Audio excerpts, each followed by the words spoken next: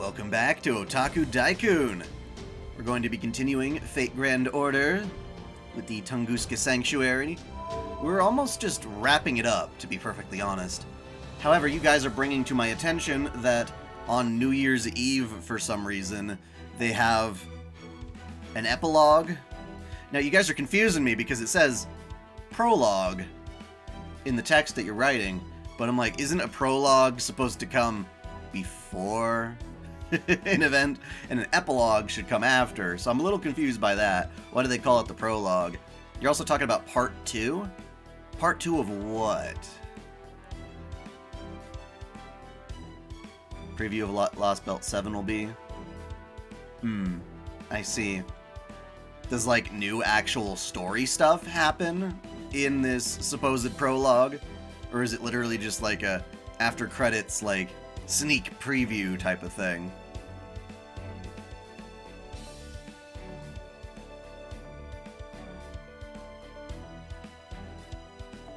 How strange. Actual important story stuff. Alright,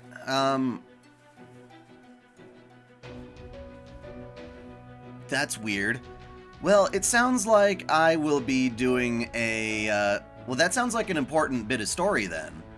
So, I definitely will be, streaming that when it shows up. You said that's on New Year's Eve, huh?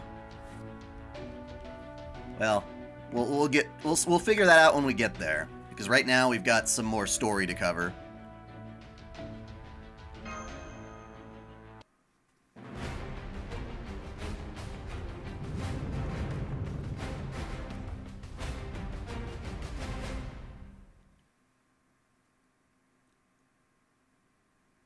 Yeah, we just kicked her butt. At first. She still hasn't even explained why she's a beast and who she is, so we've still got a little bit of story. At first, there was light. Elves, dwarves, and beastmen are considered fairies or fae creatures. Yeah, or at least types of fairies in that particular Lost Belt.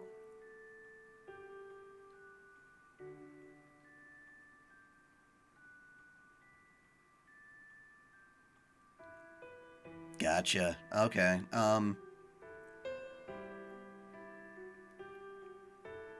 So it's more like on New Year's itself, so I might just do the stream on January 1st. Does that interfere with other stuff I'm doing? Not necessarily. Okay. Okay. Then heat. Kaboom! Then the impact. And finally, sound. Late to the party here, bruh. The prayers of all the animals that lived in the Tunguska woods, and the enormous roar of a sudden death that had been engraved upon their souls. All mixed with the great airburst of the meteor that had fallen from space. Fusion and condensation, implosion, traces of impurity that bent and distorted the fabric of spacetime. So how does a falling meteor cause an explosion? Is it on impact? Because then you'd see, like, a crater, yeah? They don't look like fairies? I don't know. Ask Nasu at that point. I'm not entirely sure. That was how this beast came into being.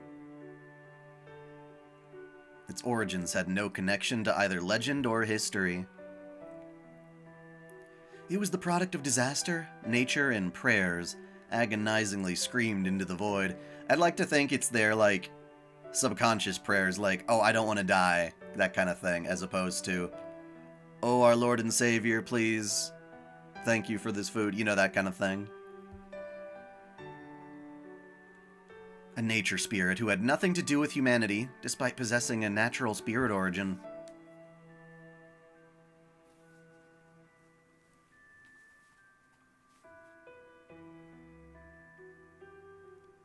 Okay, so it's a meteor that exploded prior to impact, which is very strange. And yeah, makes sense why people would be confused. The disaster that befell this land also gave rise to a new life. Amid the flames, the newborn creature smiled wickedly in its hideous body. Its spirit origin, formed from screams and suffering, felt comfortable.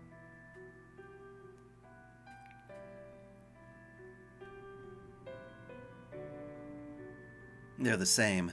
Annihilation by disaster and annihilation by pillaging. They're both the same. The beast was born smiling in delight. It couldn't help just how much it enjoyed itself. The cries of the animals as they were slaughtered by human hands, were like rain washing dirt off its body. Humans didn't keep their promises. Ever. When did they make a promise to you? Animals always understood, even from birth, that they had to kill to survive, and use whatever they killed to improve their lives. It was all in service of improving on what came before. Such was the order of the natural world. The species that lasted the longest made use of the most lives. But humans forgot that promise. They forgot their responsibilities. They lived alongside animals, but not for the prosperity of their species.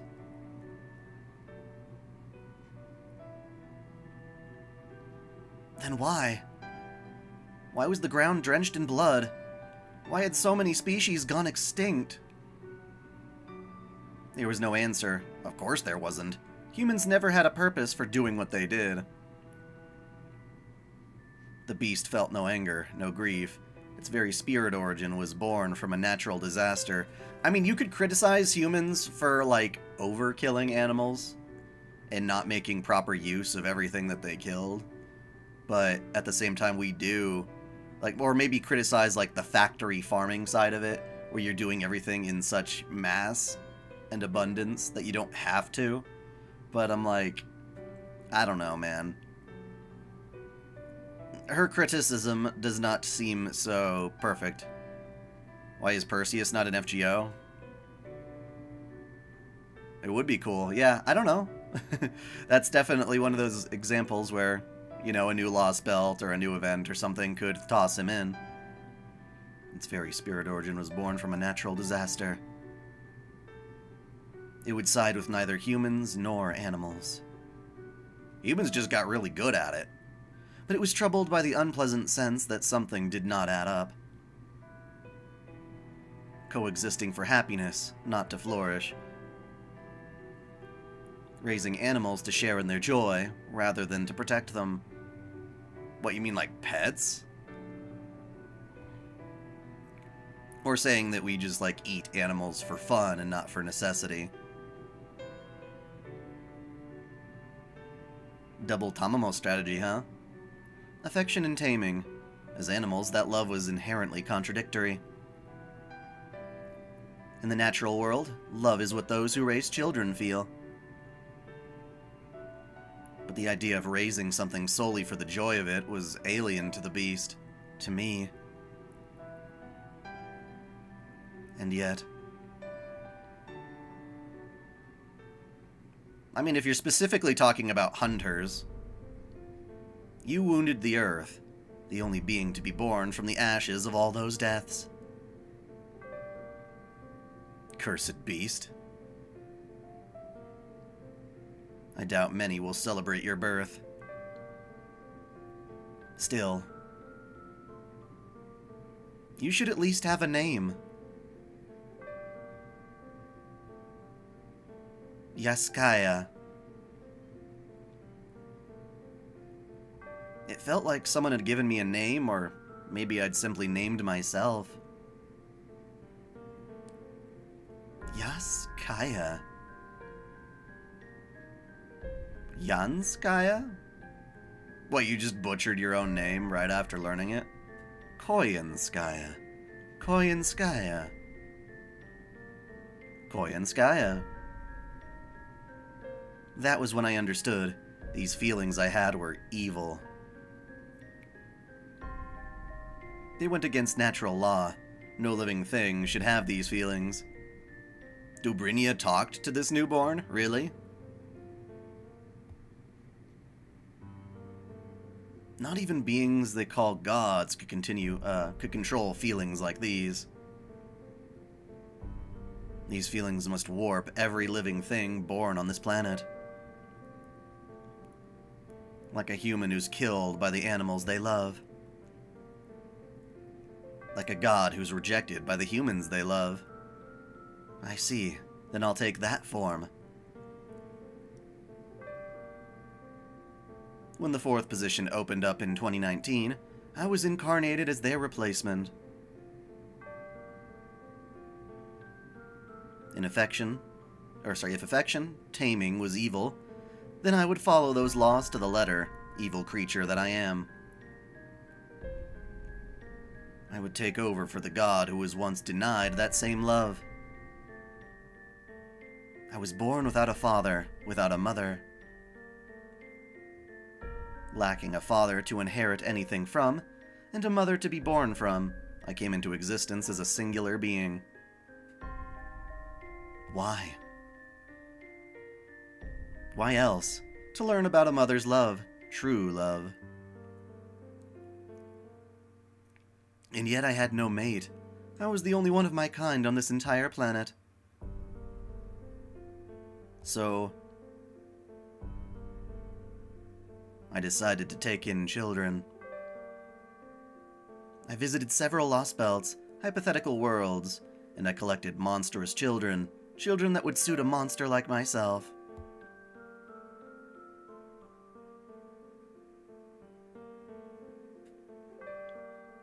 I don't know, dude. Prototype is an absolute mess. All these, like, unfinished stories. It's like, just finish it, and then I'll read it. Which means that you'll have to be waiting, like, 2 decades. Pretty normal for Nasu, right? The children I took in were incorporated into my tales, where they gave up their souls and their DNA. Of course, they didn't do this by choice. They simply mimicked the story of the spirit origin.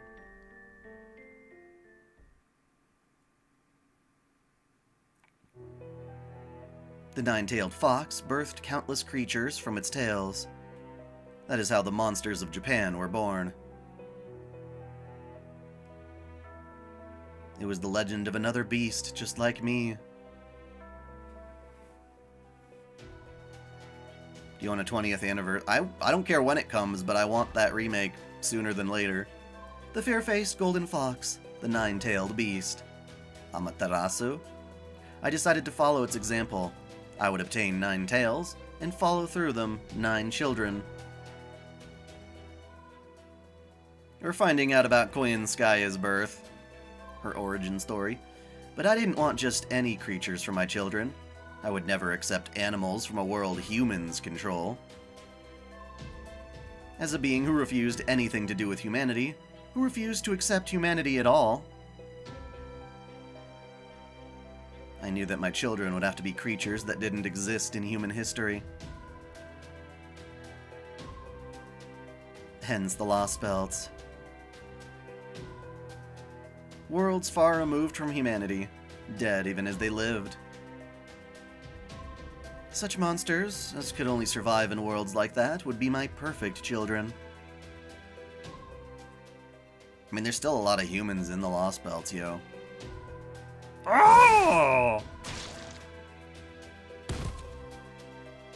My first.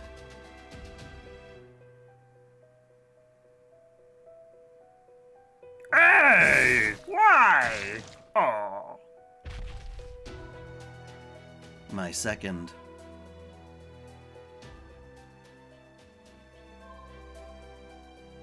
That's not even an animal!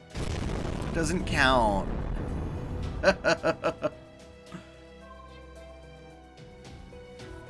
No, this isn't explaining the origin of the Lost Belts themselves. It's just showing that Koyanskaya made use of the Lost Belts to make her tails.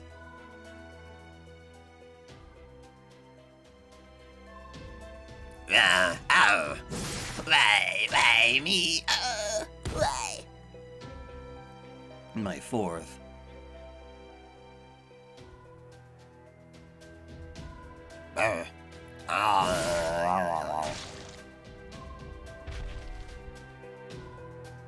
My fifth.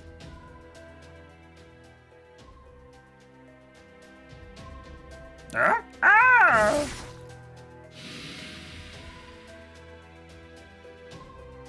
And my 6th.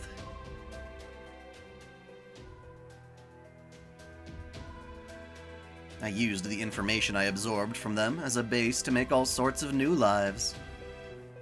Hello! Before I knew it, I'd made a forest and rivers. I'd created a place where humans could never harm its inhabitants. A world where humans would never be born. No creatures would need self-awareness. No will of their own. In a dog-eat-dog world, amid an endlessly repeating cycle of life, these animals would live and die, with nothing to get in their way. And then, one day, I would... Yeah, Koyanskaya is not taking evolution into account. The fact that, like, you know, as we kill each other, certain species are going to wind up dominating others and extincting others by nature. That's just what happens. And humans just are a really big outlier to that whole thing. Technically, we just evolved better than all of them because of our brains and our ability to use tools. So we're still part of that natural order. It's just that we are also aware of that natural order and are doing whatever the hell we want.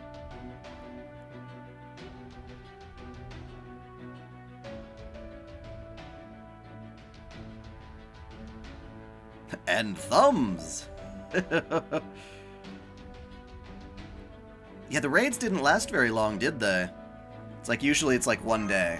It's like, here's the raid, I'll fight a little bit now, and then, yeah.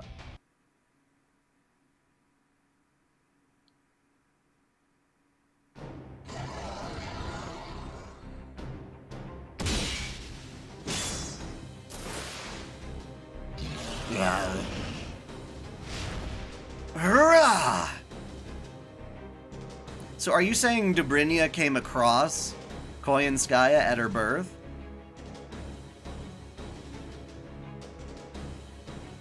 I can do this! And she doesn't remember it? Sibusheng!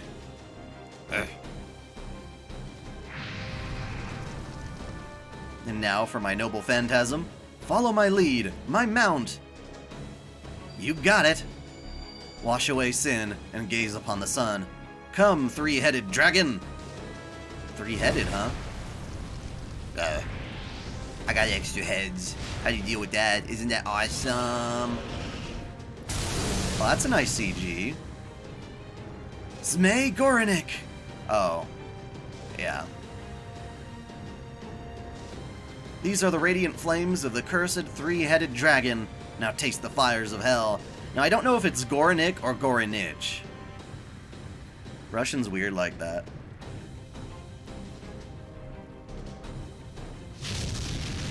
That's triple the barf on you.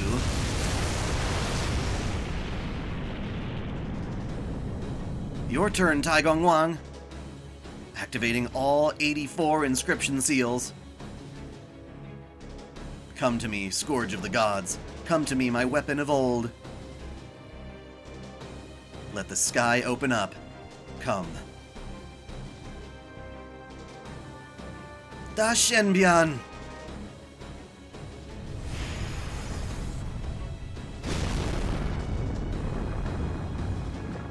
Probably Gorinik.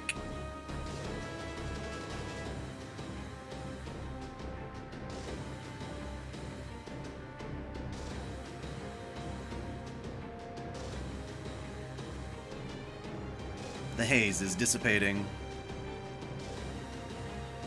Well, I don't know what either of those symbols mean, Leo, in this particular case. Do you think a singularity would be created if Perseus lost against Gorgon?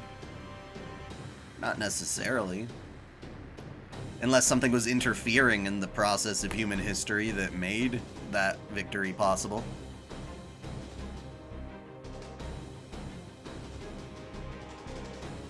Well, again, it's just we don't use those symbols really. I haven't memorized the phonetic alphabet. So that C is pronounced ch. not K. But we don't know, though.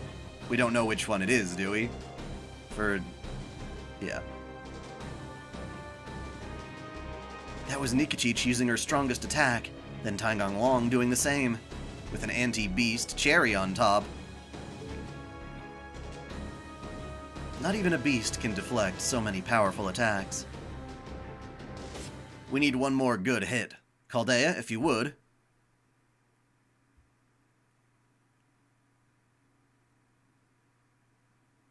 You're not wasting your breath.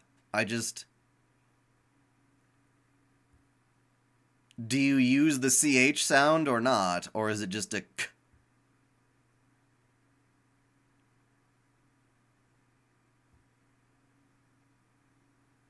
You're saying it's probably Goranik, so probably with the CH. I may not be able to get, like, the subtle details of the pronunciation, but specifically whether it's a ch or a k is all I really care about. Which one is that? By my command spell! We're gonna blast her with the real Black Barrel? Hit her with everything you've got!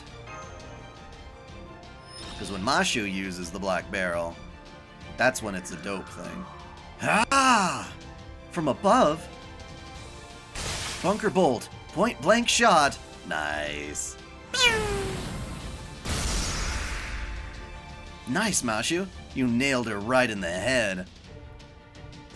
Too bad you didn't notice me tossing Mashu skyward, beast. Nice of you to make the ceiling so high for us. Yeah, is it still the size of a Pringles can? Hell no. I don't know. I don't know. They don't show it. We've seen, like, Habitrot, like, folding it out from a tiny little thing, but... Thank you for helping us out, everyone.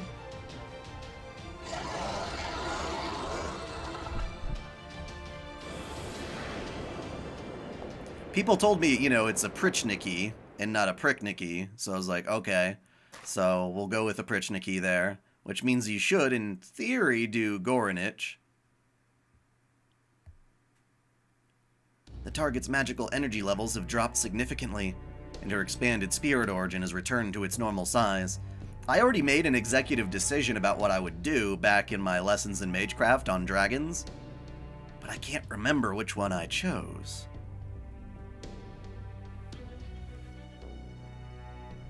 The target's magical energy levels have dropped significantly, and her expanded spirit origin has returned to its normal size. Yep, I'm seeing that too. Not bad. Her human form looks the same as it did before, but her combat effectiveness is way, way down. And it looks like the forced spatial erosion beasts are known for is stopped too. The mass of her spirit origin is... whoa. Still over 200,000 tons. You thick girl!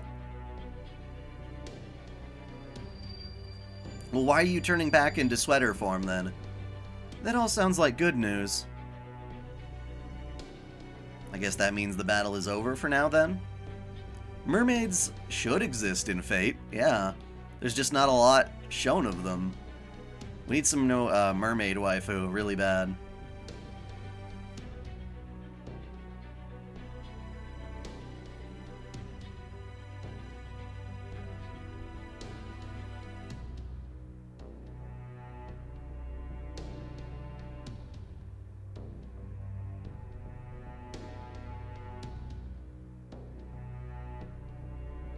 So is it in both cases a CH? A ch?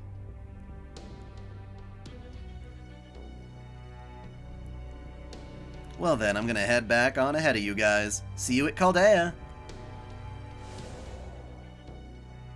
Right, see you later.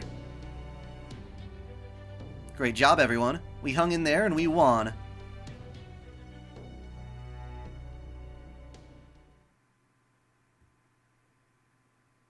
Gorgorniki? Goro, screw it. It's not...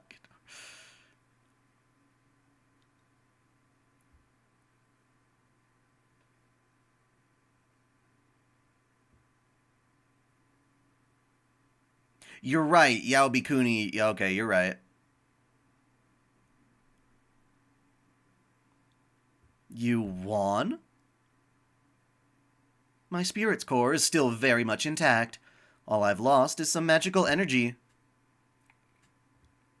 The sheer hubris, trying to fight me as if it were some kind of sporting match. It's appalling. Especially since our little match is far from over. Sit. Too slow. Pew pew pew pew pew pew pew. Infinite combat beasts?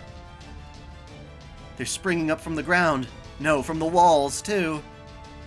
It's called a femme fatale. Your reactions are too slow. Your instincts are too slow. Your strategies are too slow. And above all,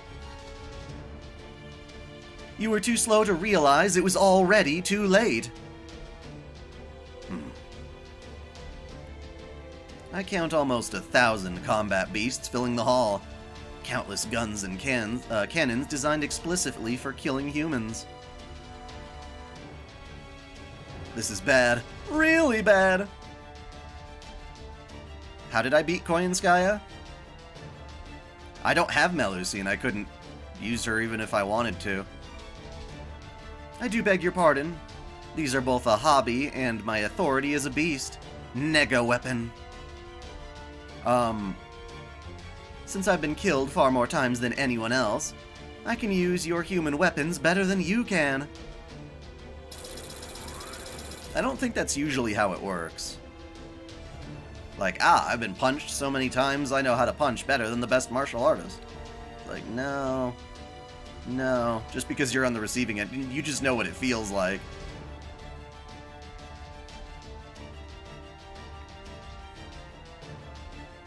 Your target is... Senpai! Give me a boost. Sarah, hurry! Use a command spell without looking away.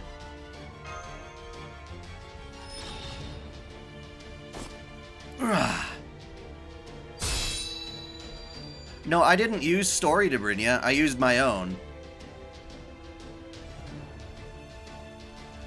I used my own Dobrinya.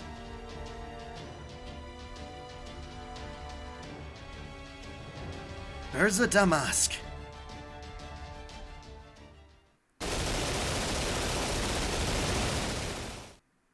Merlin was not there. I think I used Waver in 2 Castorias. Are you alright, Master? Yes, Nikitich protected me. Nikiti? Nikitich, you took all those bullets yourself. No! No! You shot the waifu. What the fuck?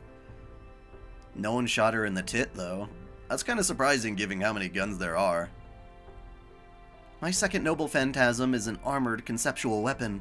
Not that it lasted very long against those bullets. But hey, I'm still alive. Nikitich! That was quite the attack, all right. I can't believe you used human weapons better than humans can. Yeah, you have a right to call yourself an evil of humanity. That's a bitterly ironic power. But the only thing it's good for is killing humans. It's not enough to bring down a heroic spirit, especially one who is always closer to nature than civilization. So it only worked half as well on me. Still, pretty painful though. Aww. Oh, thanks. Well, this isn't great. I'm pretty sure I can do that again. Not even, can't do that again. Not even with another command spell. I'll use my magical energy on a healing spell. Save it for later. Bro, you got holes in you. Don't worry about me. You're not out of the woods yet, you know. Taigong Wang. It's all up to you now. Nikitich! So she's not dead. Her spirit core is fine, though as she is, I'm sure she'll wake up soon. Mashu, would you watch her for now? Yes, of course.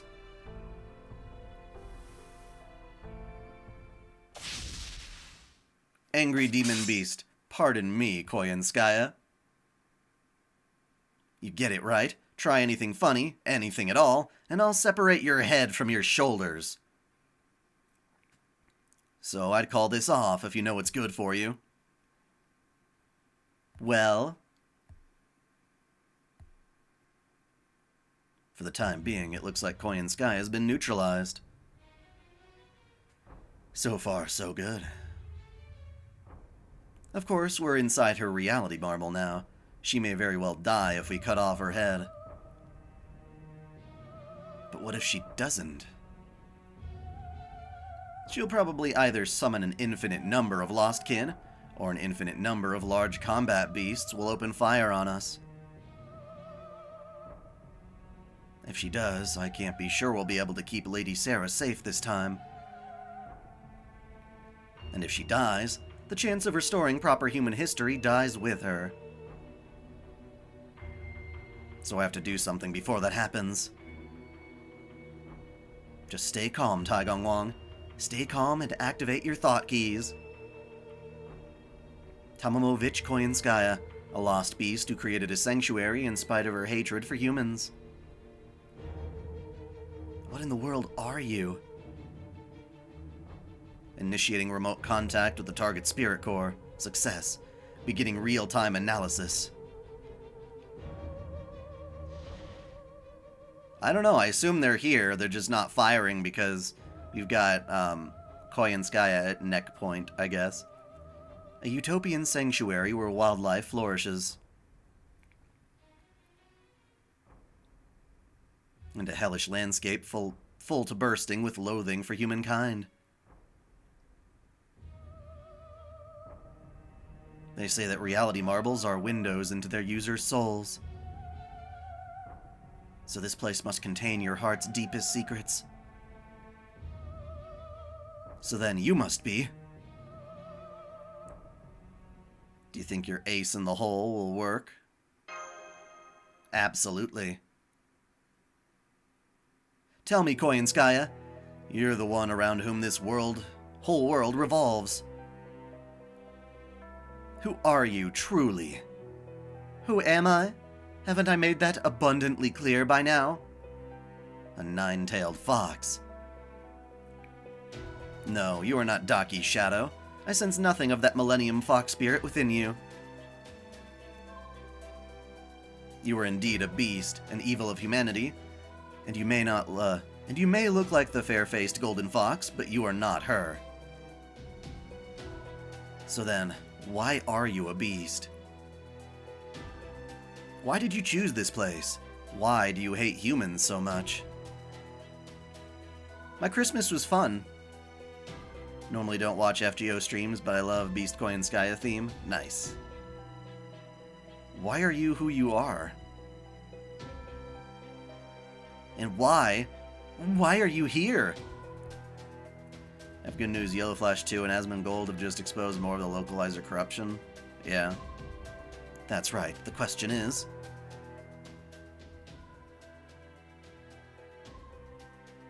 why here?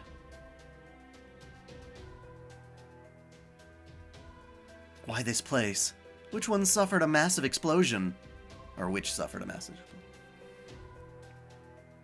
Why did you become a beast so proficient in killing humans? Why are you trying to become a nine-tailed fox like Daki?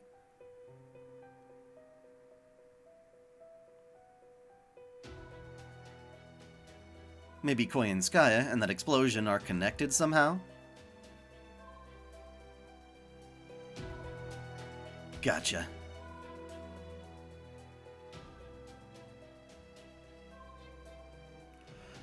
At times you direct your flames to slaughter. At times you offer recompense and resolution, and extend the hand of contradictory affection. Isn't that just how beasts roll?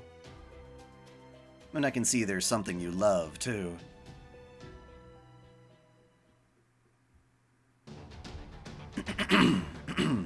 Analysis complete. Retrieving spell. Disengaging remote contact with target spirit core. You know what I think it is? I think Daki might be how the Japanese say Daji. I could be wrong, but you know how most Chinese names have a completely different name in Japanese? Because I'm pretty sure Daki in Demon Slayer is a reference to Daji, to an extent. Koyanskaya, I'm going to ask you one more time. You do have the new for FGO New Year's schedule? The new? The news? I don't know what you mean, mister.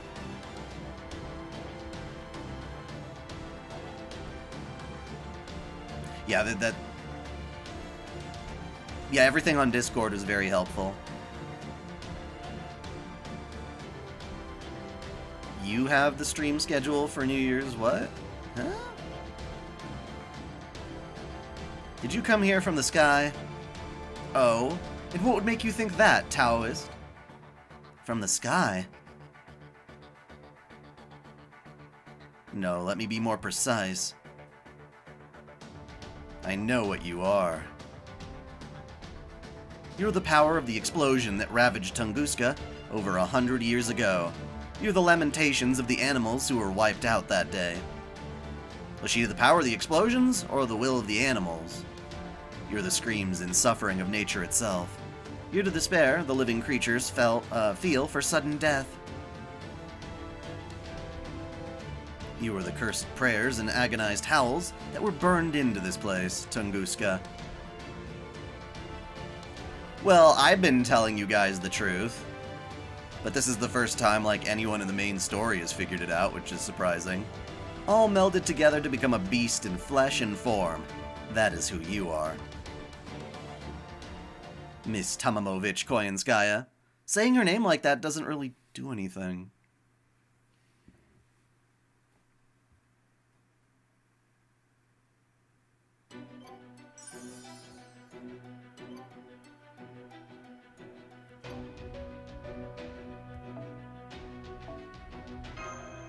At the very least, in the show, Soul Hunter that I used to watch, they'd call her Daki and not Daji. But it was literally that exact same character, the enchantress who screwed over the King of Zhou. Or King Zhou of the Shang.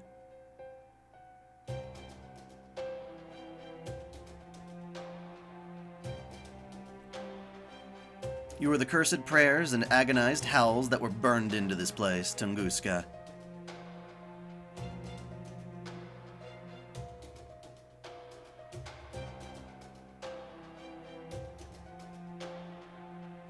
All melded together to become a beast in flesh and form.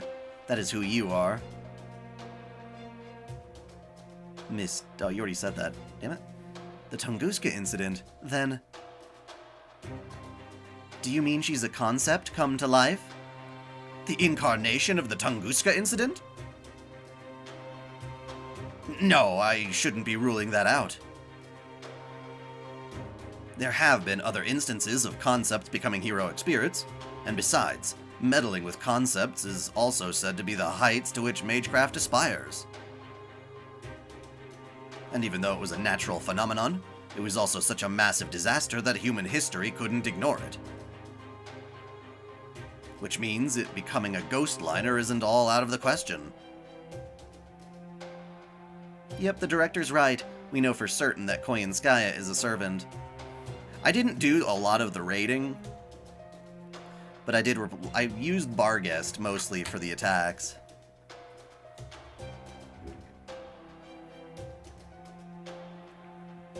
Yep, the director's right. We know for certain that Koyanskaya is a servant.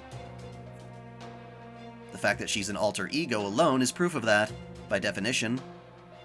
There are other aspects of There are other aspects of existing heroic spirits. Of course, that's all assuming you're right, Taigong Wang. I'm guessing you have a good reason for your conclusion? Oh, you could say that.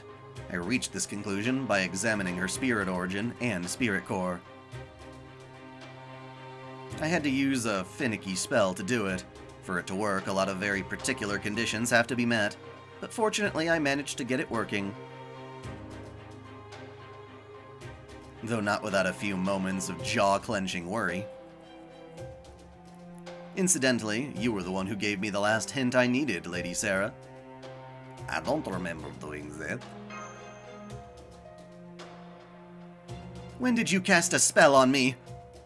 Well, I say spell, but it's technically Feng Shui, a sage art if you prefer. They can be quite tricky, as they don't have the same extensibility as Western magecraft, but if you can get them working, sometimes they can be just the thing. Suffice to say, they can do all sorts of handy things. Oh really? Like peeking at a lady's secrets? Exactly. I took a look at your true nature. For example, I know. Miss Koyanskaya, you don't actually care about humankind one way or the other, do you? Why did I name my character Sarah? Well, basically that my parents had two different names, whether I was born a guy or a girl, and Sarah was going to be for if I were a girl, so I guess I just named that whenever I play a girl in a video game. Although now I've just switched to doing dai-chan.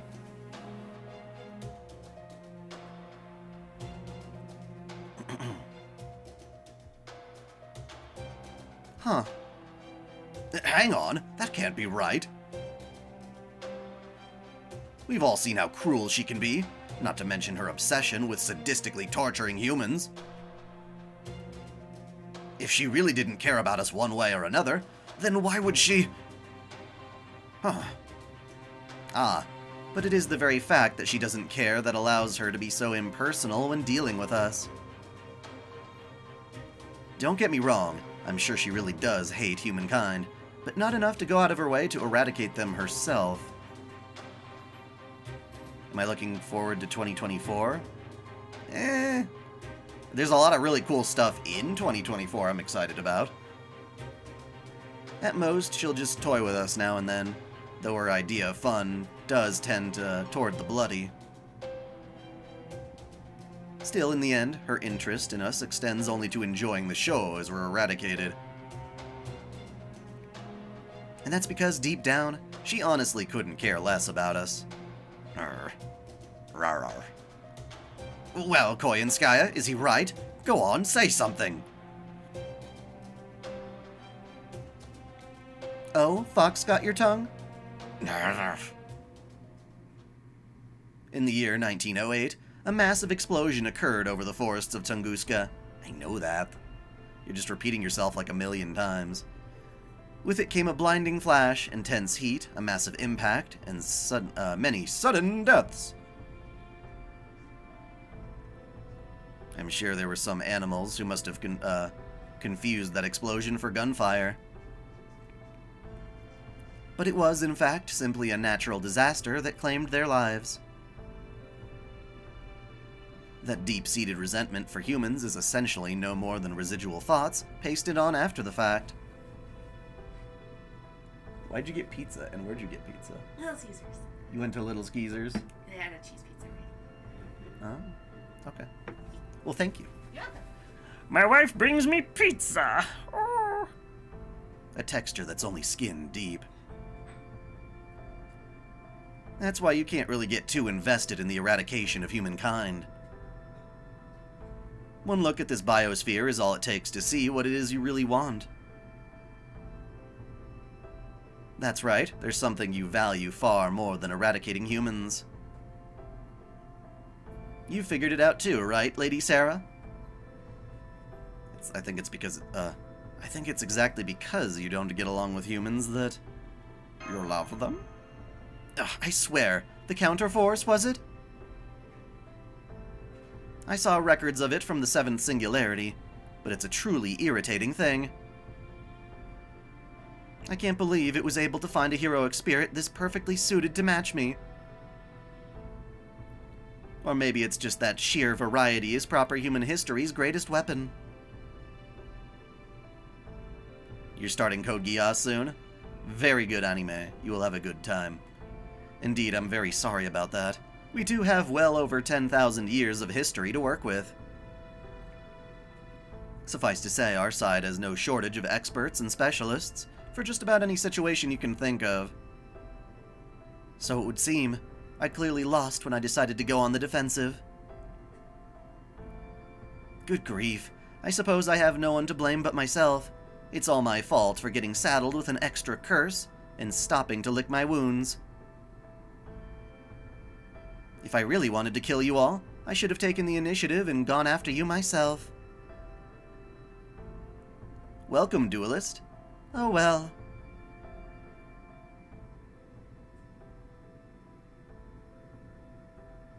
Hmm?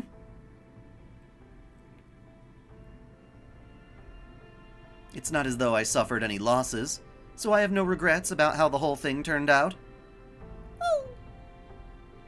Now that the original Beast 4, Primate Murder, is gone, I thought I might be able to take his place. But I guess that just, well,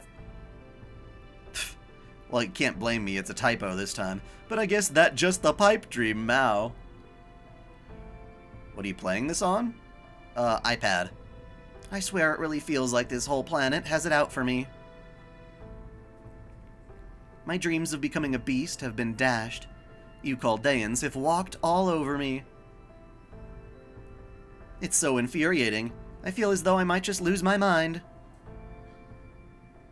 You know, now that it's come to this, maybe I'll just blow myself up and take this whole place with me. What?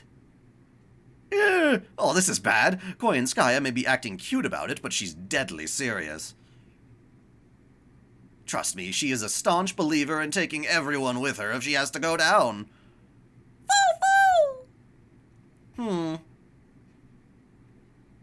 If I may make a proposal, why not just, well, stop?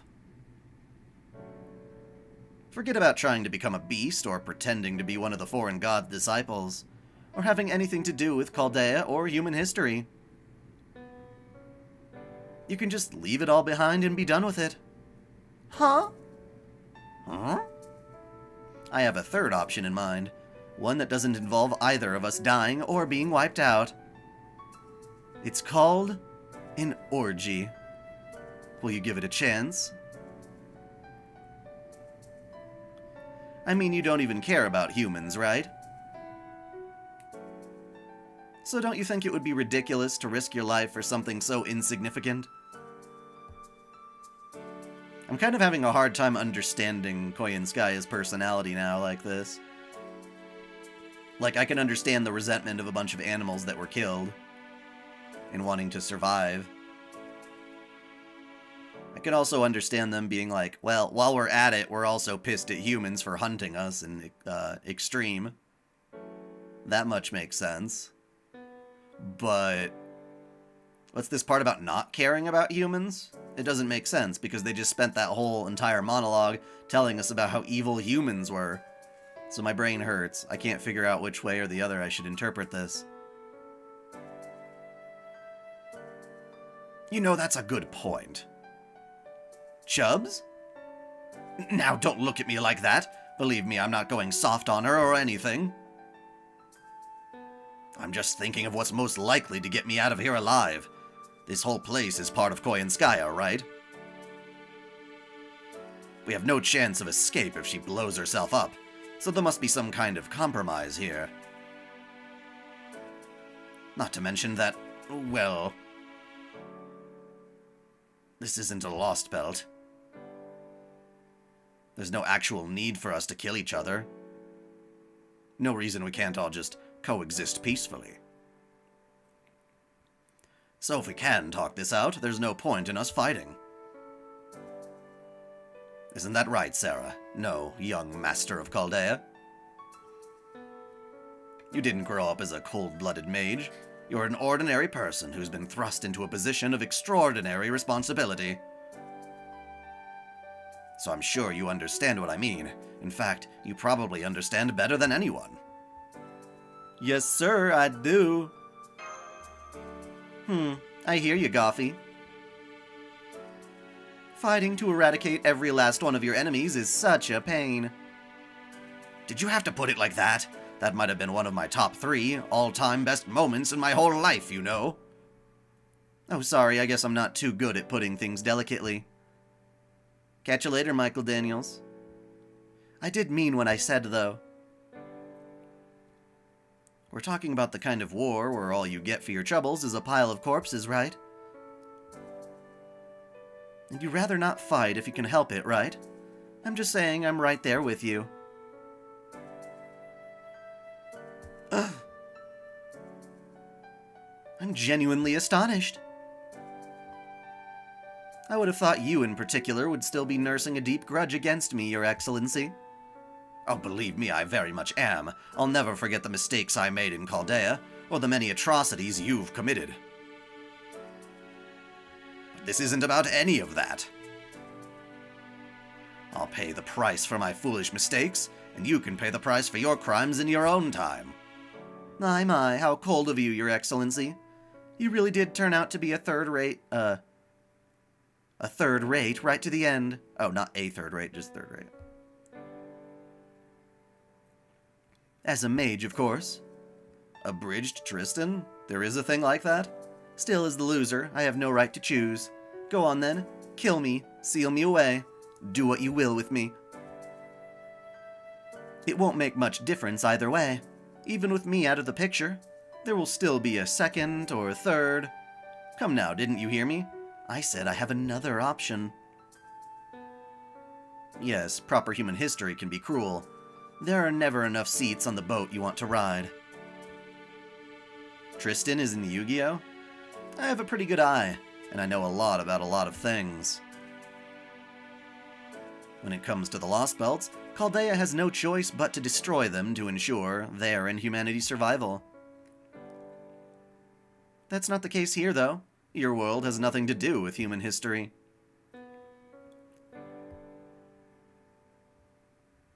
Yeah. Yeah, the more I think about it, the more convinced I am that you should accept my proposal.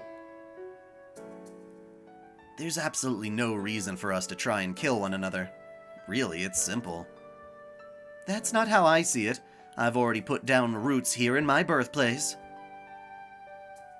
This world is the cradle I need to metamorphosize into a fully mature beast. Metamorphize. Once I begin the process, I can't move from the spot until my transformation is complete. And now I've failed, big time. Since it's not possible for me to mature anymore, I'll be stuck in this spot forever.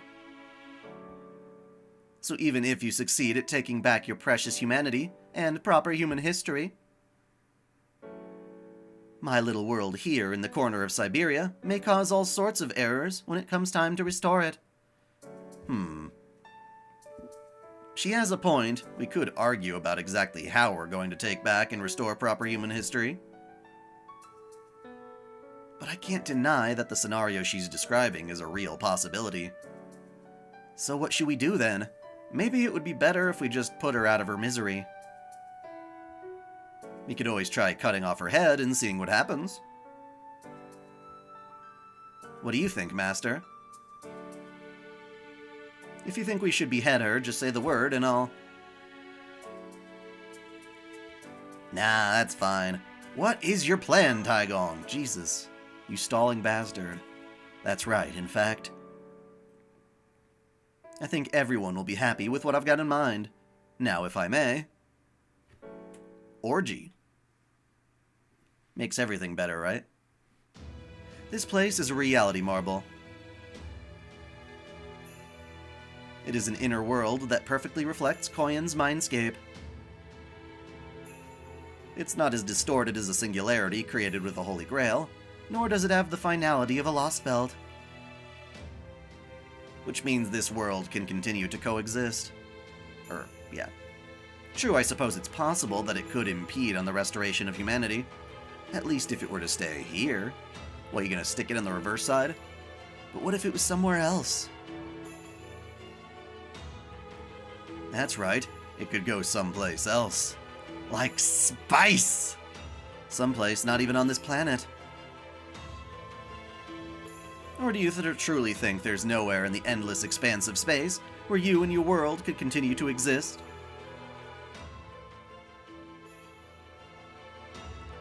The Da Vinci that you meet at the beginning of the game gets killed, and she continues on by restoring a backup, smaller body she created for herself, basically.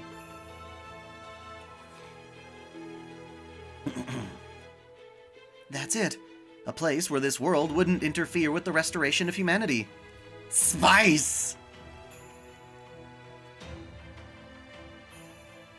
Is at least theoretically possible.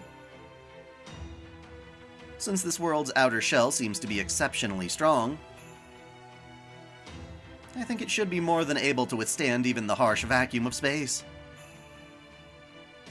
Of course, it would mean it would need a way to preserve its atmosphere too, but if we give her a mystic code with the right spells embedded in it, then you can literally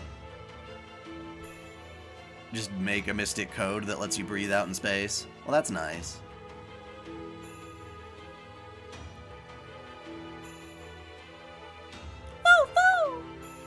Wow, Mashu. I don't think I've ever seen you so excited. Easy there, girl. Just take it easy. How is she not bleeding still? Yeah, Mashu, take it easy. Settle down, baby. Wait, Nikiti, you're already feeling better? You really are tough, huh? Haha! That's my master for you! Nikitich, have you recovered? Mashu used the medicine in her shield to heal her. No! Easy there, Mashu. Easy does it.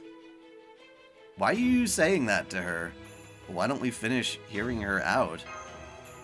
Oh, right. I'm sorry, it was just such a beautiful idea he came up with. I couldn't help but get excited. Don't apologize. An idea this spectacular deserves a little excitement. That is the third option I propose. We temporarily freeze Koyanskaya's space-time and send her and her world out into space. Of course, I'll set the freezing spell to automatically defrost her space-time once she reaches a safe location. Whoa, slow down. Space-time freezing? Space travel? What are you saying? You couldn't do that back in old China. That's practically magic you're talking about, especially the former. Allow me to explain! I understand your concerns very well, Director. Ordinarily speaking, sending an entire landmass into space would be the stuff of science fiction. I'll probably do more CCC next week, maybe? However, this is no ordinary landmass. This is a reality marble, a single being's inner world. Which means, if we can halt the forced deployment of this reality marble on the surface, and return her to original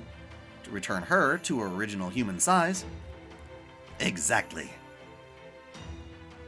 It won't change her actual mass, but in this case, size is what matters.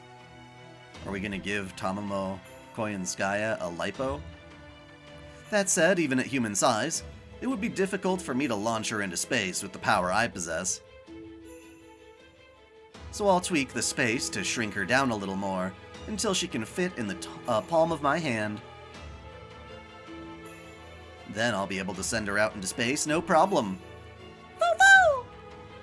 As far as freezing her space-time goes, the fact that this world is a reality marble works in our favor. I wouldn't have to interfere with space-time directly. I would only be slowing down her own natural life cycle as much as possible. Which would effectively be indistinguishable from freezing her space-time. Well, Miss Koyanskaya, what do you think? What do I think? Needless to say, there would be no humans to worry about once you've left Earth's orbit. You could freely pursue becoming an evil of humanity, even without any humans around. You could expand your world further. And if you were feeling especially brave, you could even try giving your children self-awareness. Of course, there's also the matter of the Tree of Emptiness's branches currently covering Earth's atmosphere. those could very well get in the way of any attempts to launch you into space. Then we'll just have to clear them out of the way. Is that how we're going to get her on our team? So she can kill off the trees? That would make things easier. So what you're suggesting is, after we cut down all the trees of emptiness, but right before we begin restoring humanity, we yeet this world, Koyanskaya, off into space. You've got it. Now let's get started, shall we? This is so silly. This is so silly. Whoa, hang on. I'm still trying to wrap my head around the sheer magnitude of what you're proposing here. Space-time freezing? Space travel? What? And what's more, you're planning to launch an entire reality marble? Without even a rocket or a space shuttle? Man, that sounds awesome. Supremely awesome! I mean, just calm down, all of you. Taigong Wang, even if you could reduce her size, you're only talking about her outward appearance, right? You yourself said her mass wouldn't change. Even if you could provide the crazy amount of energy necessary to launch a massive landmass like this into space, how in the world would you make it exceed light speed so it could reach the other celestial bodies? Does it need to? Can it just float in the middle of space?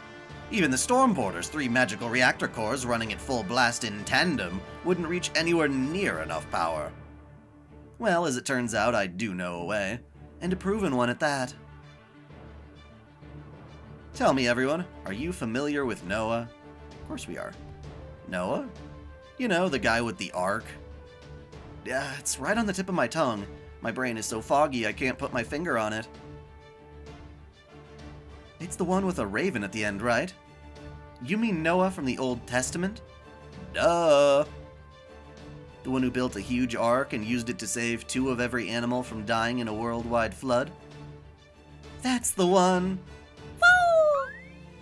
As a matter of fact, he and I are old friends. He taught me all sorts of neat tricks. What the fuck? Are you kidding me? This chapter's story is just unhinged, yo. Really? So that's your game. This is all starting to sound a lot more plausible now. What does Noah have anything to do with this? Really? Am I the only one who still is lost as a fox in a chicken coop store? I get it. Because Koyanskaya is a fox, too. Good one, Goffy. That wasn't my intention. I may not be as good at building arcs as Noah, but I still studied directly under Lord Yuanshi Tianzun. And back when I was in my prime, I managed to get things even a divine Xian would be proud of. Or you managed things. So even if it's impossible, I'll find a way to make it happen. We never flew any of the Lost Belts out into space. That being said, I'll still need your help to pull it off. And some Chinese dude being friends with Noah from Noah's Ark. Yikes. Nothing onerous, mind you. All I need for you to do is sit tight and let me cast my spell in peace. Well, Miss Koyanskaya, do you accept my proposal? Of course not. Have you gone completely soft in the head? Break your arm patting yourself on the back if you want, but leave me out of it. I can still kill myself and take you all with me. Why would I agree to such a ridiculous proposal instead?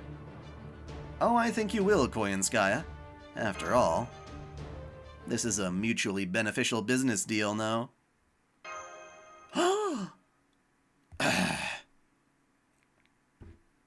You just had to say exactly the right thing to take advantage of the one principle I hold dear. I think we must have gotten too close. Fine. I'll go along with your plan. Beast 1 was vanquished through dialogue. Beast 2 was vanquished through separation. And now for Beast 4, you found a mutually acceptable answer for both parties with no bloodshed necessary. Congratulations on the successful elimination of another beast, everyone. You've convinced this fox to go home with her tail between her legs.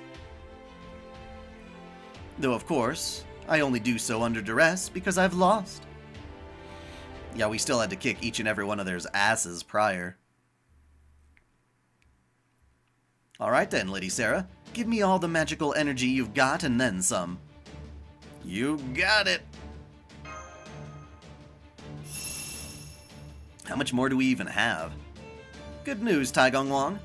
I'll give you my blessing too. If this spell fails, you'll be blown to smithereens, right? My instincts are saying as much. Very astute. Alright then, everyone. If you could all lend me your support, I would very much appreciate it. You got it, Slick. Thanks? Don't worry, you'll be fine. I'll help you if you need it.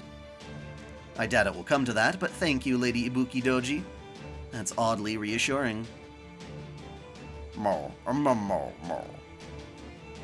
I'm afraid I don't know the first thing about sage arts, but I'm wishing you the best of luck, Taigong. Much obliged.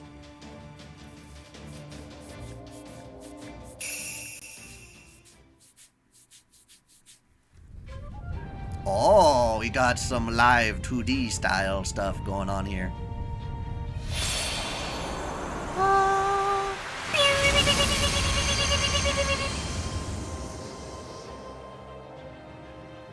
The Kunlun Mountains belong to Yuanshi Tianzun. Invested in the fish-tailed golden crown and the crane robes. Unite the heavens and the earth as one. An immortal aura, godly and pure, divine Xian of paradise, descend now before us. In my hands lie the peerless treasured blades.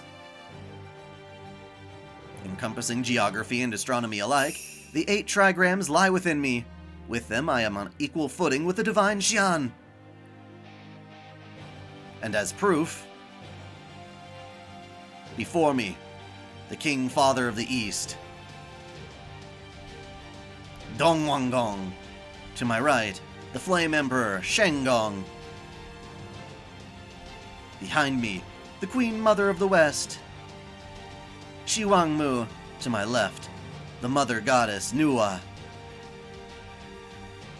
May the great Jade Emperor bestow his blessing upon us, under Torch Dragon Julong's radiant light. Who the fuck are all these people? Protected memory space? Forced connection.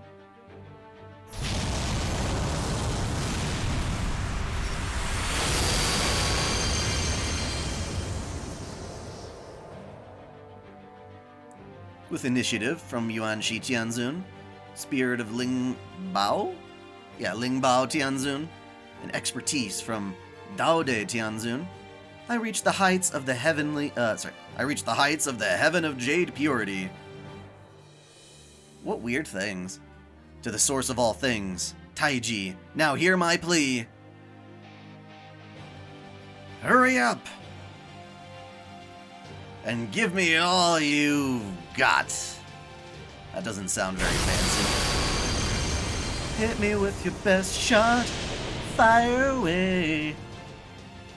Oh, how pretty.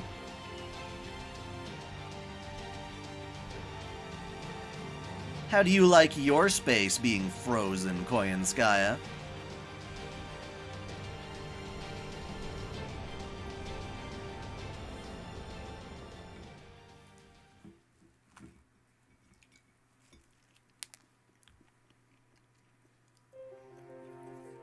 Whoops, I wasn't even able to get one slice of pizza in during that.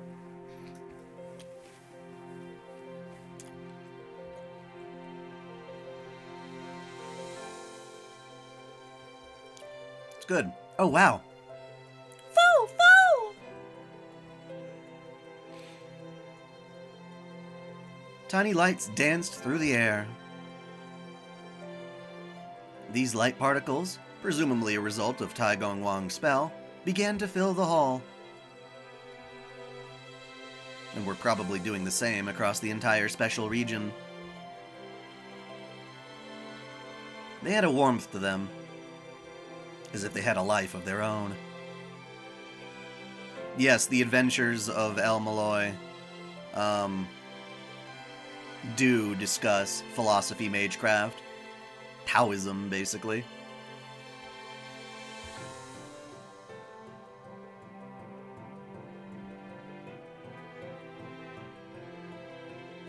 Oh, we know exactly what foe is. It's been a long time, but we know who he is. He was the previous Beast 4. Primate murder. Merlin tamed him. And has been accompanying us. He gave up his spot as a beast when he saved Mashu in the end of the final singularity. What is the Servant Universe? Another separate universe within Fate where it's mostly just like Star Wars jokes and stuff like that. Where everyone in the Servantverse is mostly a servant, right? That's kind of the idea. You can find my lore videos on Mysterious Heroine X, as well as like Space Ishtar and stuff like that as well, or Calamity Jane.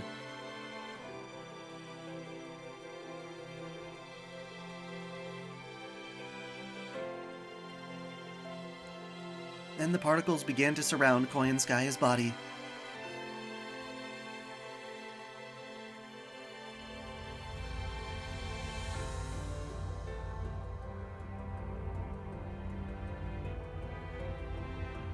Time to go to sleep, Koyanskaya, until New Year's. My. Quite the pretentious, great sage art you cast. Pushing yourself so far beyond your limits to all to launch me into space, of all places. I thought we were gonna wait before we sent you into space.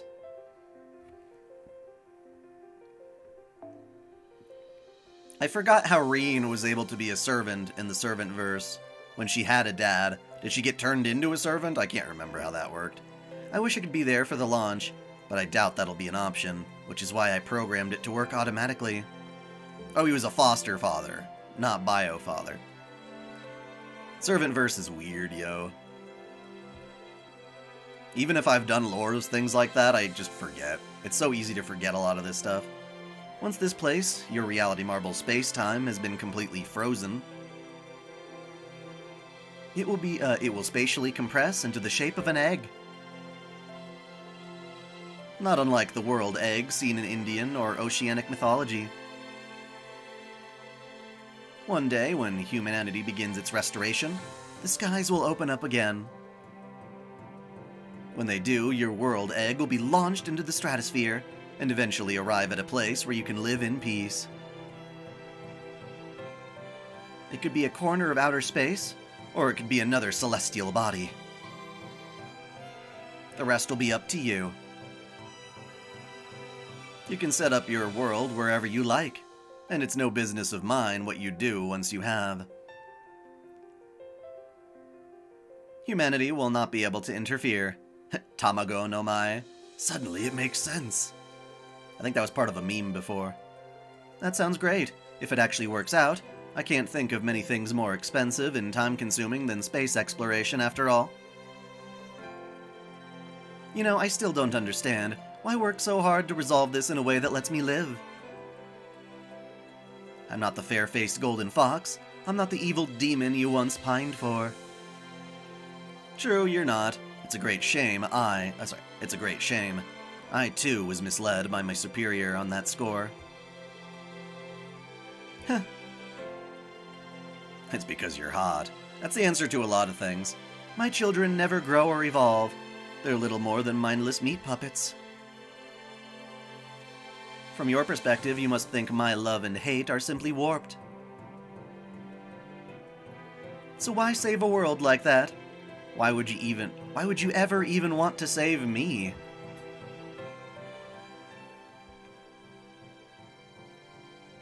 I killed hundreds, thousands of animals, and even more unfairly than humans. Well, this is confusing. She's acting like she's both the explosion and the screams of the creatures that died. Are you on the animals' side, or are you the thing that killed them? Or both at the same time?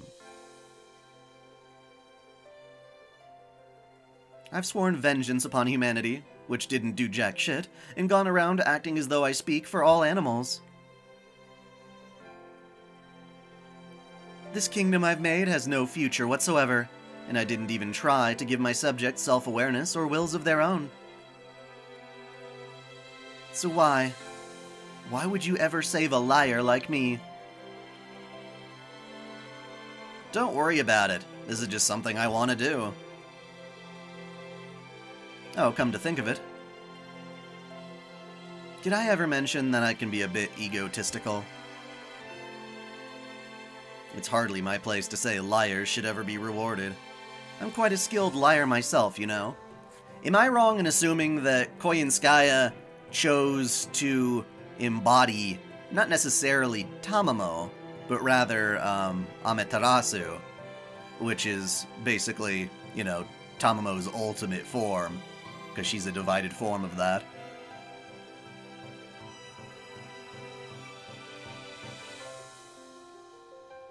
Besides, we humans have an obligation to do all we can for you in the natural world. Truth be told, there are a few things in this world more evil. There are a few things more evil than humans. From the very beginning of our history, we've been responsible for countless deaths. For centuries, we've gone around wiping out other species, as if our lives depended on committing mass genocide. Oh, is that the difference between Koyanskaya of light and Koyanskaya of darkness? One is the explosion, one is the animals. That would be kind of cool if it were that literal. We've killed and killed and killed, relentlessly, even enthusiastically. The number of lives we've taken must be beyond counting. We've done as we pleased, whenever we pleased. We have to make amends for these sins. Even if it's impossible now, it's something someone with the power to set things right must and will do one day. And today, well, it was just fortunate that someone with such a power happened to be around.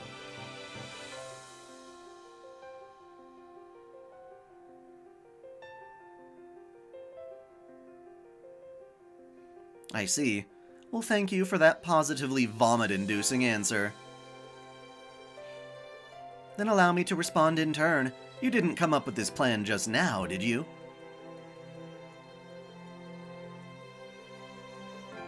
You obviously had this in mind for someone else, and just decided to do it here instead. Alright, let me say this one last thing, Chaldeans. I may have given in and acquiesced to going along with this plan,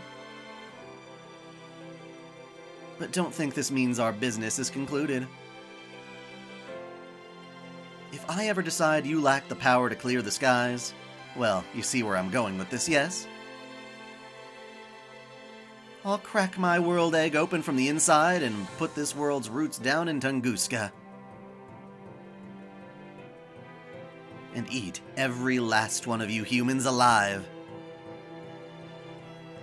Make absolutely sure you never forget that.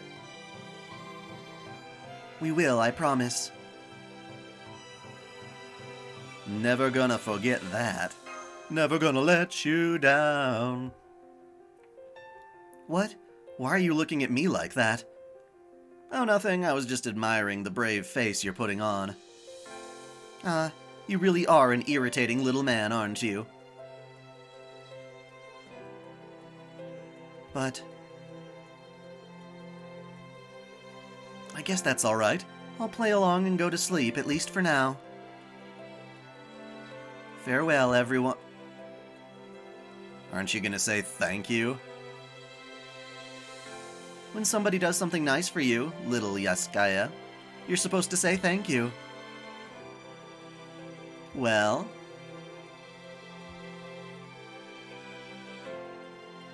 What's your problem, cat girl? What do you think you're doing, interrupting my beauty sleep just before I'm about to nod off? Are you sure this is even going to be a safe flight? Say it already! No. It's okay, you don't have to. Take care, Koyanskaya. Ugh. It really is frightening how absurdly trusting you all are.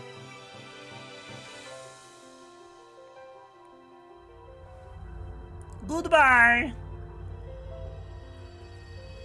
Until New Year's.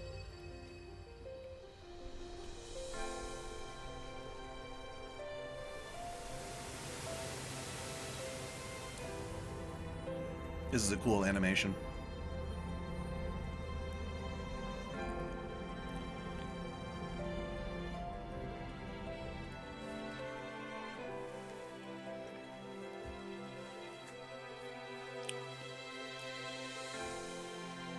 Tamamo the Tamago.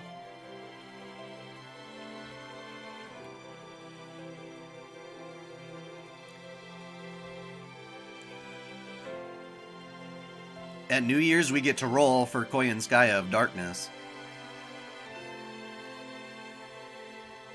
According to myth, the world we live in was once an egg.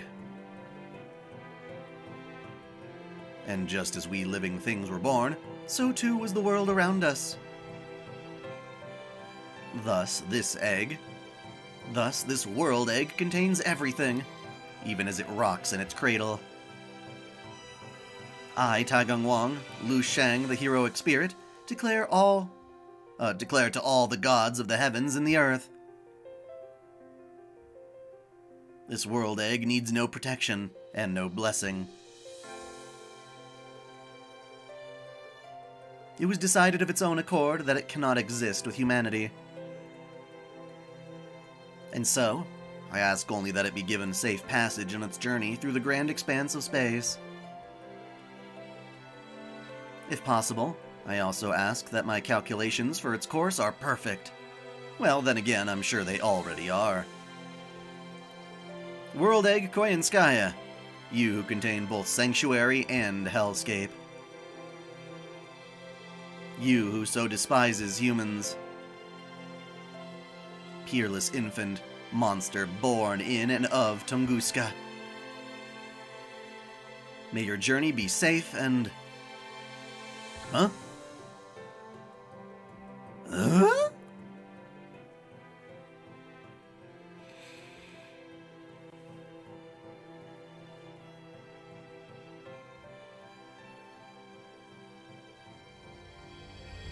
Goodbye.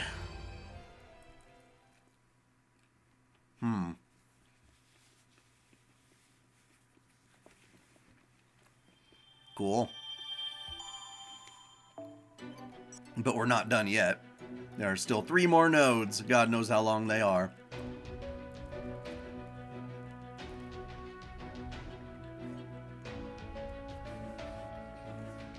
Just gonna finish off this one slice of pizza.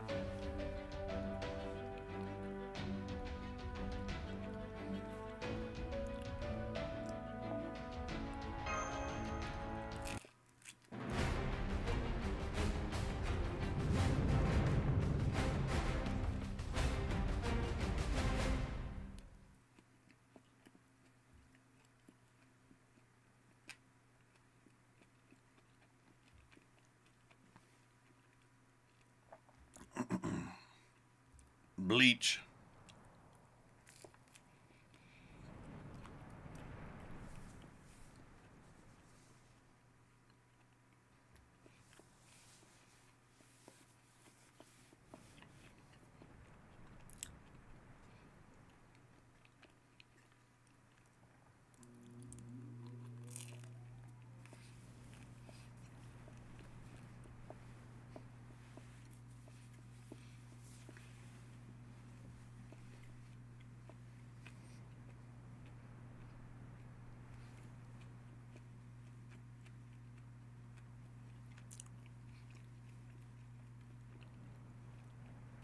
Yeah, that's right. What if Velber happened to find this Tamamo egg? The old Tunguska forest is no more.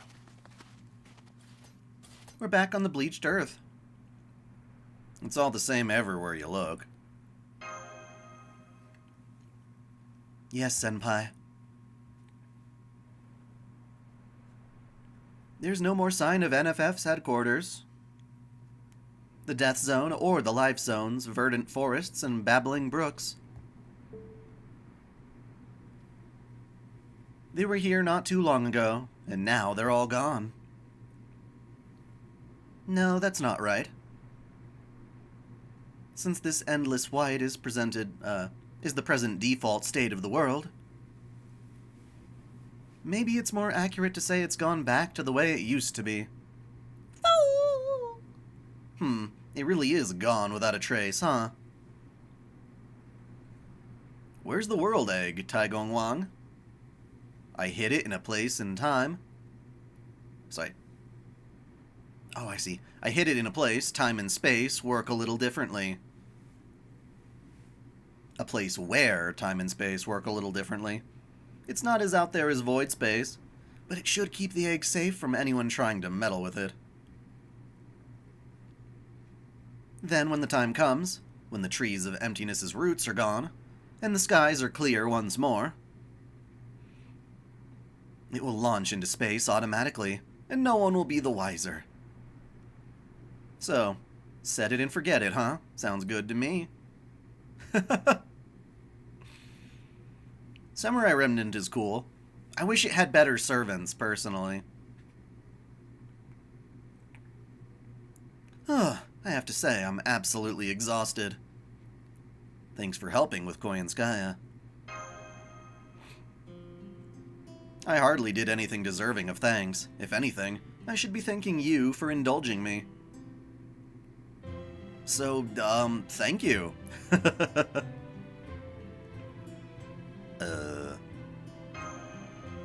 Senpai? I just had a thought. Oh, please tell us. You can't become an evil of humanity without genuine love for humanity. That's what Abe no Seimei told us. I remember, that was during the mission in Heian-kyo. Oh, little Seimei? I mean, are you talking about the one and only Abe no Seimei? I see. An excellent question, and fortunately one I am happy to answer. You know how I told her that she doesn't actually care about humans at all? Yes, I remember. You said you used your sage arts. Indeed, indeed. I used them to look into the very core of her essential nature. How can I put this? You see, when I said she doesn't care about humans, I was maybe fibbing a little. Well, duh. What? Fibbing?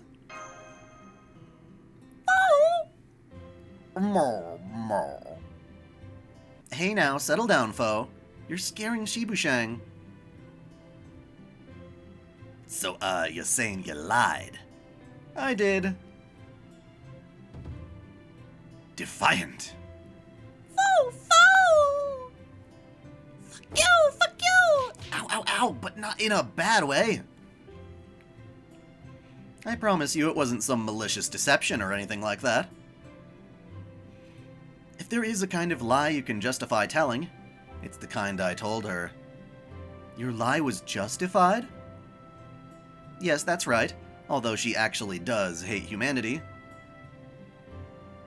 I sort of used that as a jumping point to convince her otherwise.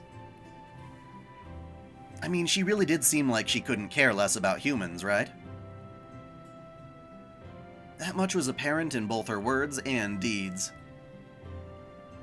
The idea that she didn't care either way was both true and false, a lie and not a lie. So yes, she does hate humans, and was genuinely looking forward to witnessing their extinction. But at the same time, given how she came into this world, she actually loves us too. But why? Humans, humanity, humankind. No matter how much we may burn down forests or wipe out other species, no matter how much she may be aware of the fact that she can never peacefully coexist with us, she still sees us, the primates who claimed to dominate this world, as just another species of the animals she loves. There we go. That's where we come in. Yes, very good. That makes sense. I can get behind that logic. I mean, we are nature too. That's literally what the whole planet's like. She's acting a lot like the counterforce. Fuck you, humans. You're making the world a dangerous place. But you also are part of the world, so I have to protect you. Ah, damn it. Same thing. Same exact logic. What's more, some animals even form bonds of friendship and love with humans. She can neither deny nor ignore that. All that is to say, she has genuine love for humankind. So she's a redundant counterforce, basically. Which is also why she resents us so much. She absolutely meant it when she said she wanted us to die out. The existence of the Death Zone, which was filled with animosity and the drive to murder humans. The various skills she acquired to kill us. Her authority's manifestation. All of that was quite genuine. You remember those great horns she had, right? The mark of a mature beast? Yeah. Right, I saw them too. And so my conclusion is, Koyanskaya does in fact love humans. Why, because of her horns? Where did you get that logic, dude? The horns, what do the horns have to do with this? But at the same time, she also hates them and wishes them dead. She's a complicated, girly girl. So much so that it made her want to swear off humankind forever. Not that both loving and despising something at once is actually unusual. That's no less true for humans than it is for beasts. Though some of us are more aware of that fact than others. That's true. I think all the other beasts we've met so far have held those same conflicting feelings to different degrees. What is love? Baby, don't hurt me. Don't hurt me no more. She didn't want to hate us anymore? Yes, I think I understand what you mean, Senpai. I think she chose to set sail across the Sea of Stars because she wanted to let go of that hate. Not for humanity's sake. No, that's not right. She did it for all animals, including humans. Hooray! Oh, looks like my time's up. Aw, are you sad to see me go? That's so cute. Will you be trying to roll for Koyan of Dark? I think so, yes. Yes, don't worry, Sibushang. We're still going to go. Besides, it would be impossible to use a secret technique that would let us stick around, at least in this spirit origin. Though it is hard to tell which reason it is, given the timing and everything. Huh? Hard to tell the reason for what? Well, I'm obviously about to return to the throne, but why? Is it because the special region is gone? And humanity finally came to collect a rogue servant who's been around without even a holy grail keeping him here? Or is it that I utterly demolished my spirit origin and spirit core by using a divine Xian level sage art? Well, what do you think? Man, I don't know. You're right, it is hard to tell which, with this timing. Of course, I'll accept my fate either way. I am obliged to fulfill my responsibilities. Given how Tamamovich Koyanskaya modeled herself. In the image of Daki, the fair-faced golden fox, that is. You mean Amaterasu. Or Amaterasu. Our culture is, in a way, partially responsible for her. And taking that responsibility falls to me. But hey, at least I managed to do something about it.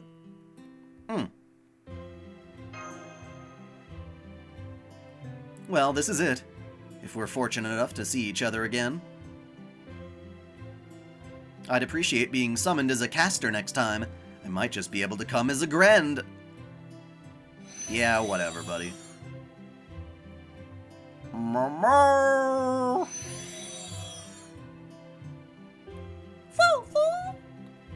Idiot, you're supposed to come up with your own farewell line ahead of time. Well, looks like it's my time too, of course. I already knew what I want to say. Or you already know what you want to say. This was a good fight, a good adventure. I really enjoyed our journey together. I did too. We had a few difficult battles. A few. But we saw some beautiful things along the way too. So I really enjoyed myself too. So long, and thanks for all the fish, Nikitich.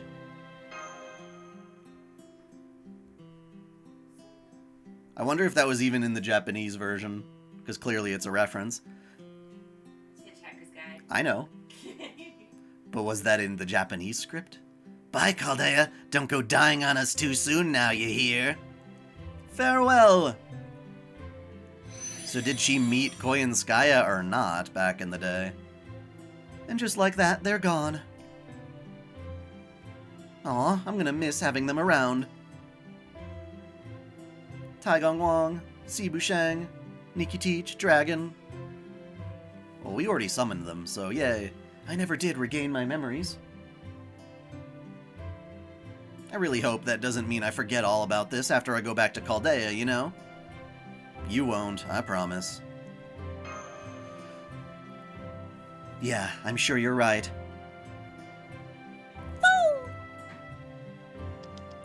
Aw, are you trying to cheer me up?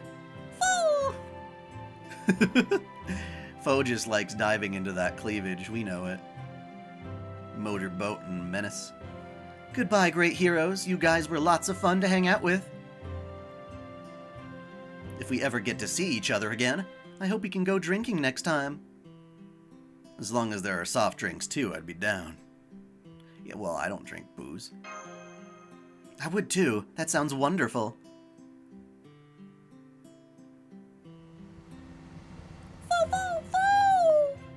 Senpai, it's the Shadow Border. Hey there you are. We got through. You're both okay. I said, you're both okay. And so is Ibuki Doji, I see. We're all okay too. And don't worry, the Shadow Border's working just fine as well. We even managed to get in touch with the Shadow Border. So they should be coming to pick, Storm Border. Blech. So they should be coming by to pick us up any moment now. Yep. So you all stay right where you are, got that? Oh, and one more thing, I'll tell you again properly after you get back, but I think you should hear this now too. Well done, both of you. I'm considering this Koyanskaya hunt a great success, so make sure you two write your mission reports accordingly. Yes, sir. Understood.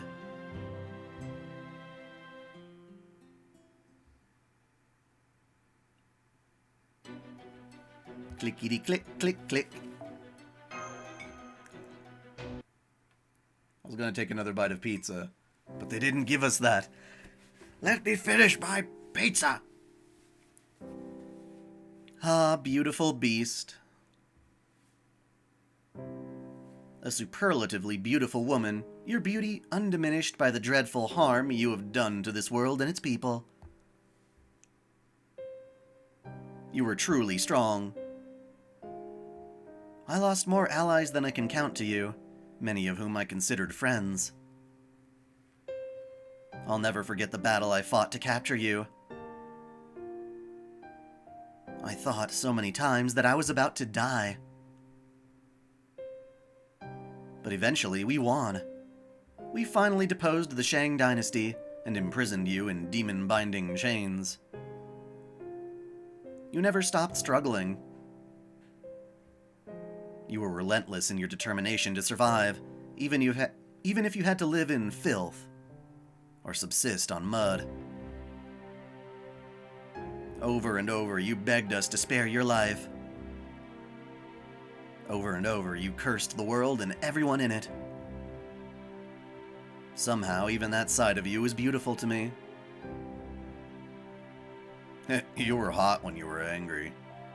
Yes, even in your final moments.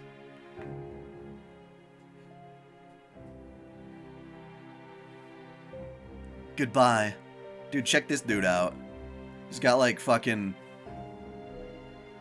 brass knuckles with spikes. Oh, that's his weapon. Never mind. That's how he holds it. Goodbye. Goodbye, Daki, Millennium Fox Spirit. You who are more beautiful and more terrifying than anyone I have ever known. Yes, goodbye to you as well. You who are more detestable and more precious than any I've ever known. I hope your death is longer and more painful than any of your wretched kind. I'm afraid I won't be doing that. I'm going back to the Kunlun Mountains, and one day, I'm gonna become a Shan. Indeed. Indeed, I suppose you are, whereas I... No matter how much I wish for eternal life, I'll never get it, and you will. Ugh, I hate everything about this.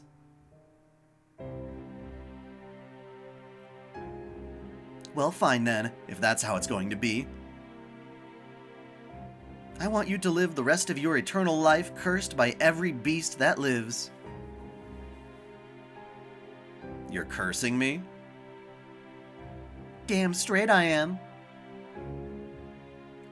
Unless you scoop up every last drop of blood that spills from my head after it's been cut off. You will be cursed for all eternity. That's gonna take a lot of work.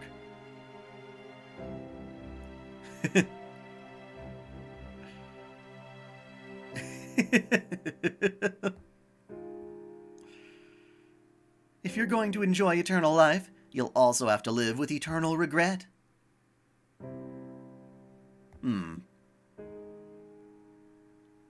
You're really quite frightening, you know? You mean you didn't know? Yes, I am. I'm Daki, the terrible nation-ruining beast, the living embodiment of disaster, and an evil of humanity. And I will always... Well, it depends on who I'm doing the evil laugh for. I'm trying to play the woman in this case.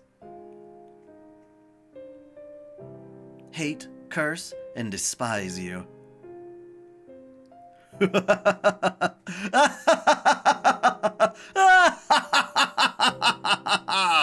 See, that's what I could do. According to legend. Taigang Wang, Liu Shang, was so absorbed in his writings during the final days of the Shang dynasty that his wife filed for divorce and left him. Oof. Didn't know you could do that in old China. Years went by. After the fall of the Shang dynasty, after Liu Shang gained tremendous acclaim for his role as the head tactician of the new Zhou dynasty. That is a monster of a word. After Liu Shang gained tremendous acclaim for his role as the head tactician of the new Zhou dynasty's army. That is a mouthful. He was given a domain of his own as a reward for his service. Shortly afterwards, his former wife reappeared, seeking reconciliation. In response, Liu Shang spilled some water from a bowl and said, "Fuck. If you can return this water to the bowl, I will let you back into my life." That's kind of hardcore. But of course, spilled water never returns to the bowl. What has been spilled can never again be what it once was, a sad fact of life. Huh? You want to know what actually happened? Oh yeah, we had angry makeup sex. Well, how can I put this?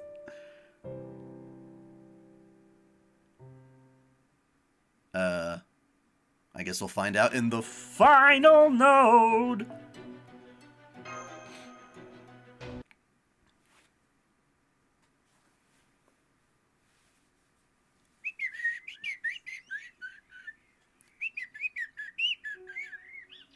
Huh? Where am I? Burb. Burby burb. Oh. I don't get it. I heard heroic spirits stayed in the Throne of Heroes, so if the throne is a collection of humanity's information... And this blue sky's probably a dream or something. Either that or some kind of hallucination. Even that festival over there is probably... Wait, a festival? Don't tell me. Now that I, the brave bogatir Dobrinya Nikitich, am thought to be dead and never returning, are they trying to make my young wife take a new husband, even as she waits so patiently for me? Is that what this festival is for? Some kind of bullshit wedding ceremony? Is that what's going on here? No, wait, that can't be right. I don't even know what year it is. Although, hang on. I'm pretty sure I set out to save humanity, or rather, my motherland of Russia. So does that mean heroic spirits aren't completely separated from the throne? Ah, whatever. So...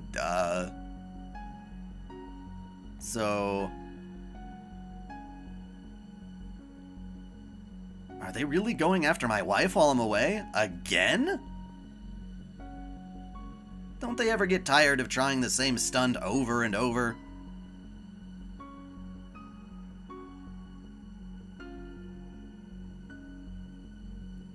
Good grief. Still, if Russia really is in danger, I have to save it. I am the Eternal Warrior who can do just about anything. What's the game called, Chaos? Yeah. Except raising kids. That's right. It was 1908. In that year, I, Dobrinya Nikitich, materialized in Russia. As a bogatir of the Sun Prince, I had some ties to the goddess of the sun as well. The radiant eastern goddess was present, celebrating the birth of a new life. She said, "So what if this new life isn't human? So what if she was born screaming?"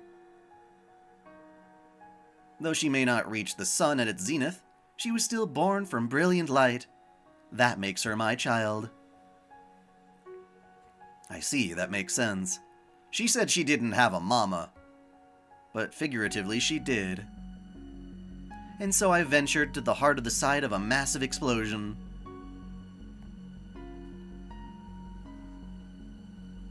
I made my way through all sorts of obstacles, endured all kinds of troubles and hardships.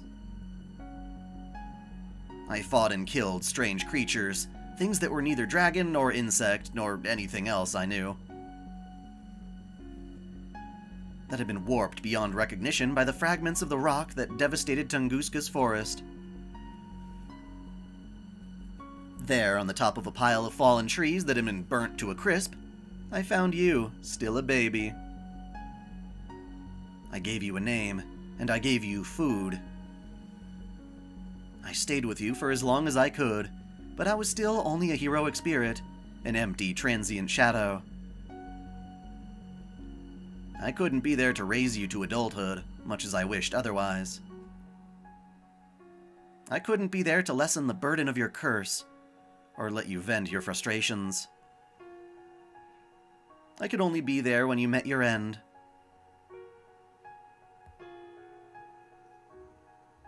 I'm sorry, Yaskaya. I hope you can forgive me.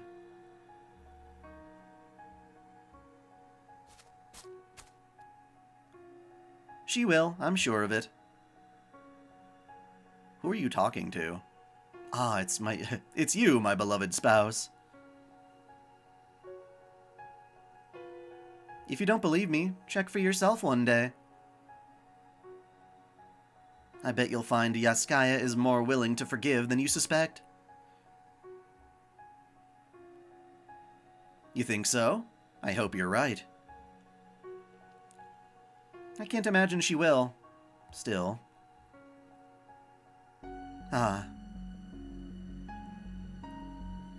It would be so nice if she would.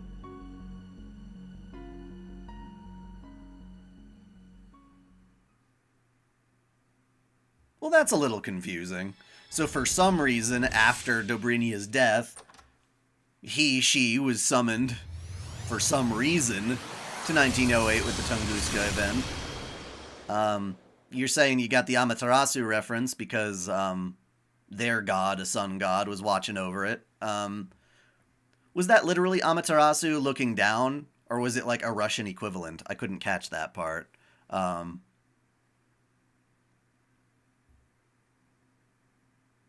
Yeah, I wonder why Dobrinia was even there.